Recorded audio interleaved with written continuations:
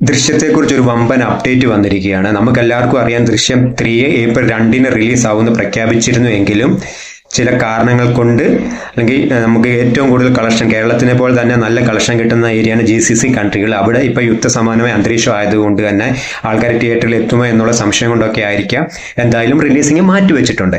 അപ്പോൾ ഏപ്രിൽ 2 ദൃശ്യം 3 റിലീസ് ചെയ്യില്ല. എങ്കിലും ഇപ്പം ദൃശ്യത്തെക്കുറിച്ച് ഒരു വമ്പൻ അപ്ഡേറ്റ് വന്നിരിക്കുന്നത് എന്താണെന്ന് വെച്ചാൽ, ദൃശ്യം ഫാൻസിന് സന്തോഷം നൽകുന്ന ഒരു കാര്യമാണ്. വേറൊന്നുമല്ല, ഏപ്രിൽ 10 ദൃശ്യം 2 തിയേറ്റർ റിലീസായി എത്തുകയാണ്. നമുക്കെല്ലാവർക്കും അറിയാം, ദൃശ്യം 2 OTT റിലീസായിട്ടാണ് വന്നത്. OTT റിലീസായിട്ട് വന്നെങ്കിലും അത് വൻ ഹിറ്റായി മാറുന്നു. നമുക്ക് ദൃശ്യം ഫാൻസിനെ ലോകമെമ്പാടും ദൃശ്യം സീരീസിന് നല്ലൊരു ഫാൻസിനെ ഒപ്പിക്കാൻ ദൃശ്യം 2 എന്ന് OTT റിലീസിങ്ങിലൂടെ പറ്റിയായിരുന്നു. ഇപ്പൊ അത് തിയേറ്ററിൽ എത്തുകയാണ്. അതും ഏപ്രിൽ